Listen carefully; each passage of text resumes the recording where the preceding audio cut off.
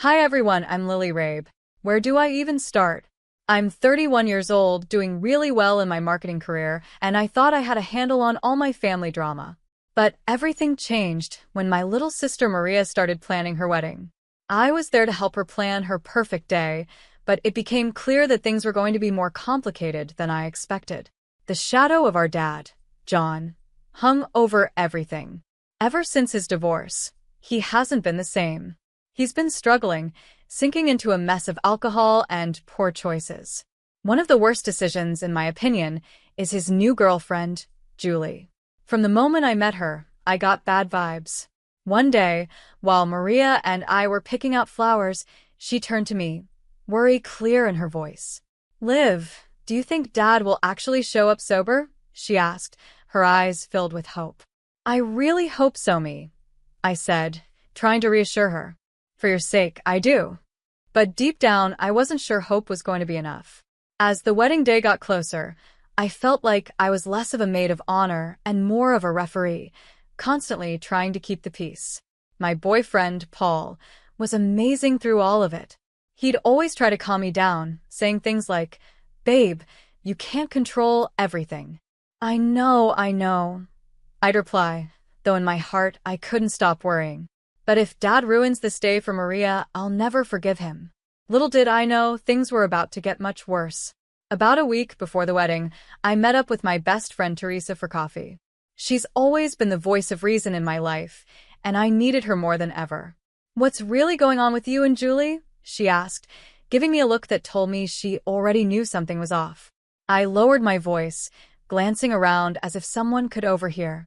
"There's something not right about her, Teresa." The way she latched onto Dad so quickly, always whispering things to him. And get this, I overheard her talking on the phone about some big score coming up. Teresa's eyes widened. "You think she's scamming him?" "I don't know," I admitted. "But I'm going to find out." That conversation sparked something in me, and I couldn't let it go. I spent late nights scrolling through social media, making quiet phone calls to some of Dad's old friends, trying to put the pieces together. The more I looked, the more I felt like I was uncovering a puzzle that I wasn't sure I wanted to solve. The day before the wedding, Maria and I were at the venue making some last-minute checks when, suddenly, Dad and Julie showed up unannounced. "Daddy," Maria squealed, running over to hug him. I stayed back, watching closely. Julie's eyes were darting around the room, almost like she was checking everything out in a calculating way. Dad, on the other hand, slurred, "My little girl, all grown up," and my heart sank. He was already drunk. "John, darling, let's go check out the bar," Julie said smoothly, giving me a smug glance as they walked away together. I felt a surge of anger rise up in me, but I tried to keep it together for Maria's sake. Maria turned to me, her eyes shimmering with unshed tears. "Liv." I didn't let her finish. I pulled her into a hug, whispering, "Don't worry, sis. Tomorrow is about you and Brian. Nothing's going to ruin it." If only I had known how wrong I was. They say there's always a calm before the storm. Well, our storm was brewing, and it was about to hit with the force of a Category 7 hurricane. As I stood there, holding my baby sister Maria close, I made a silent promise to myself no matter what, I would protect her happiness. At the time, I had no idea that I'd be fighting for much more than just a perfect wedding day. The ceremony itself was beautiful. Maria looked absolutely radiant, and for a brief moment, all the family drama seemed to disappear. Standing beside her, watching her exchange vows with Brian, I felt a flicker of hope. Maybe, just maybe, we could get through this day without any problems. I wanted so badly for Maria to have one perfect day. But that fragile hope was shattered the moment we walked into the reception. I saw him almost immediately, Dad, standing by the bar, already drunk, with Julie clinging to him like a lifeline. My heart sank. "You okay?" Paul, my boyfriend, whispered as he squeezed my hand, sensing my unease. "I've got to hold it together for Maria," I muttered, forcing a smile. But deep down, I knew it was only a matter of time before something went terribly wrong. As the night wore on, the tension in the room became unbearable. Dad's laughter grew louder, his movements more and more sloppy.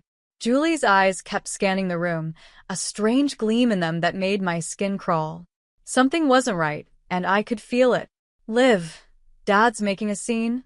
Maria whispered to me, her voice filled with worry. I'll handle it, I said, trying to sound confident. I walked over to where Dad was attempting a very unsteady Macarena, stumbling and laughing like nothing was wrong. Dad, let's get some fresh air, I suggested, trying to stay calm. Nonsense, he slurred. I'm celebrating my baby girl's big day. He tried to twirl, but nearly fell over. Julie appeared at his side, tightening her grip on his arm. Leave him alone, he's having fun, she said sharply. This isn't about fun, it's about showing respect for Maria on her special day, I replied, trying to keep my voice steady. Julie's eyes narrowed as she sneered. You think you're so perfect, don't you? Always trying to control everything. The argument escalated quickly. We moved to a quieter corner of the room, but our voices kept rising with each exchange. You don't know anything about our family. I spat at her, my patience gone. I know one thing, she hissed. Your daddy prefers my company over yours. Something inside me snapped. Is that before or after you drained him of his money, Julie? I shot back, my voice trembling with anger. Her face twisted with rage, and before I could react, she lunged at me, grabbing a knife from a nearby dessert table. For a moment, everything seemed to slow down. I saw the blade glint under the reception lights, heard people screaming, and felt my heart pounding in my chest. All I could think was, I've ruined Maria's wedding. But then, out of nowhere, Paul tackled Julie, sending the knife clattering to the floor. Chaos erupted around us. Guests screamed and scattered, chairs were overturned, and the whole scene became a blur of noise and movement. Through the mayhem, all I could focus on was Maria. How had it come to this? I had promised to protect her happiness, but now, her wedding day was turning into a nightmare. I saw Maria's horrified face as Brian held her back. Security rushed in, quickly restraining Julie as she screamed obscenities at anyone who came near. It was chaos. I stood there, frozen, as the police arrived and led Julie away in handcuffs. In that brief moment, I caught a glimpse of Dad. He looked completely lost and broken. That was when I realized things would never be the same again. The days following the wedding were a blur. Between police reports, interviews, and endless sleepless nights, I felt like I was living in a nightmare. Every little sound made me jump, and the image of Julie lunging at me with that knife replayed in my mind over and over. Paul, my rock through all of this, held me close whenever the nightmares hit. You're safe now, Liv, he whispered, trying to comfort me. But feeling safe seemed impossible. How could I feel safe when my own father's girlfriend had tried to stab me at my sister's wedding? How do you even begin to recover from something like that? Maria, understandably, was a wreck when I visited her about a week after everything had happened. She couldn't even look at me. All those months of planning, she said, her voice heavy with sorrow. And for what? My wedding will always be remembered as the day someone tried to kill my sister. I'm so sorry, I started, guilt weighing heavily on me. She cut me off, shaking her head. I know it's not your fault, Liv. But still, I can't help feeling like our family is cursed or something. While Maria was dealing with her pain, Dad was in complete denial.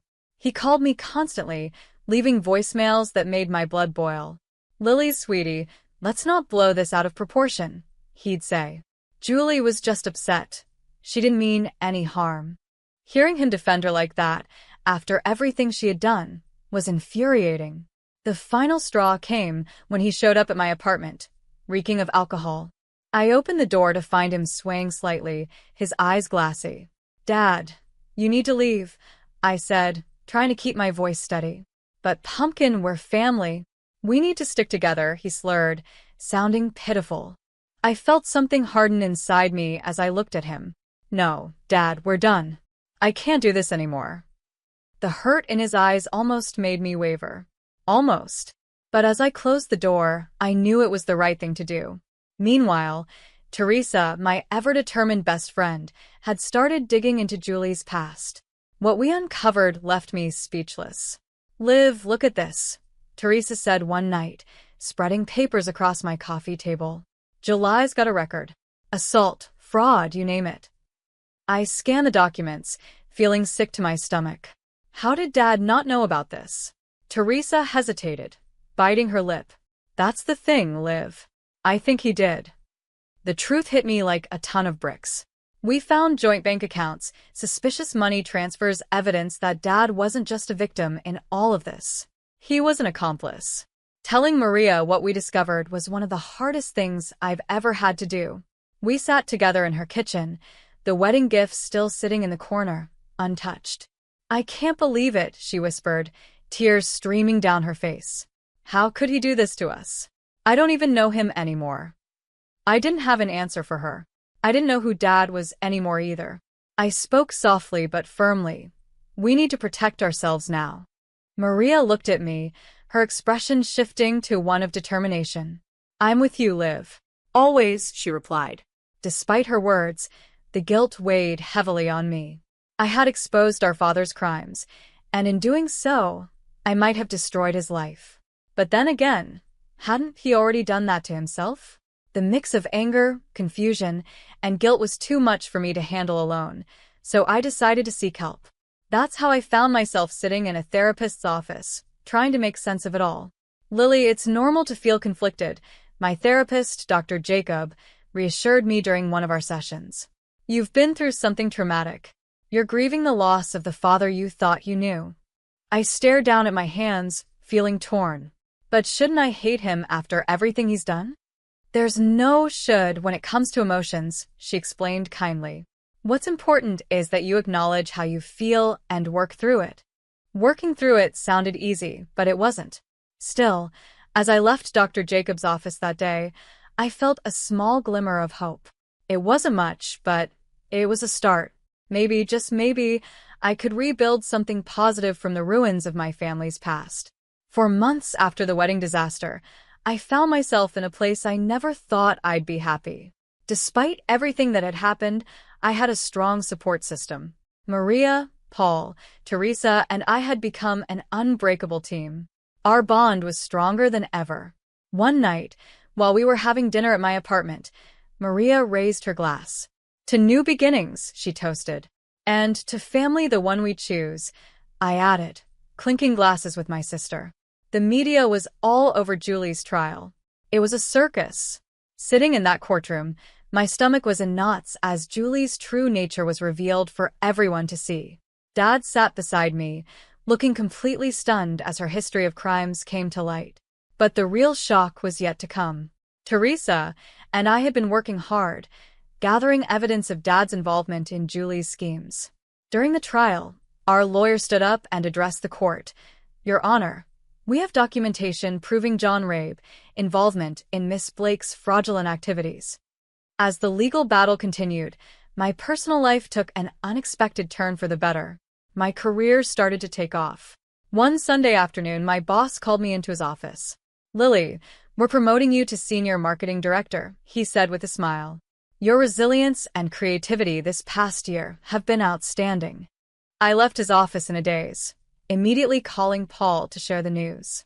Babe, that's incredible. I'm so proud of you, he exclaimed, excitement clear in his voice. Amidst all the chaos, Maria and Brian made a beautiful decision. They decided to renew their vows.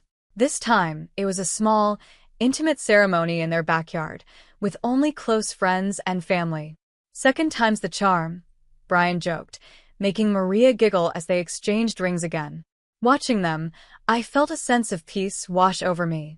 We were finally healing, all of us. Then, the day of Julie's sentencing arrived. The courtroom was filled with tension as the judge prepared to deliver the verdict. As I sat there, I reflected on how far we had come since that fateful wedding day. We had been through so much pain and betrayal, but somehow, we had made it through. We were stronger, and we were moving forward. It wasn't easy, but we had found our way back to each other. The storm had passed, and we were finally finding calm again. I stood up to deliver my victim impact statement, my hands shaking but my voice steady. The scars from that night run deep. I began, but they've made me stronger. I looked directly at Julie, knowing this was my moment to reclaim my life. I'm here today not as a victim, but as a survivor. As Julie was led away in handcuffs, I felt a sense of closure. It was like a long and painful chapter of my life was finally coming to an end. The real celebration, however, came a month later.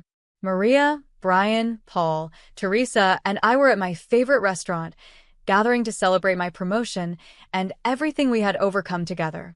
To Lily, Teresa raised her glass, her smile wide. The strongest person I know. I couldn't let her finish without adding, to all of us. I looked around at the faces of the people who had stood by me through the hardest year of my life, for proving that family isn't just about blood, but about loyalty and love. As we laughed and shared stories, I felt something shift inside me. I realized how much had changed. The past year had been like a nightmare, but in a strange way, it had also been a gift. It showed me who really mattered. It taught me how strong I could be.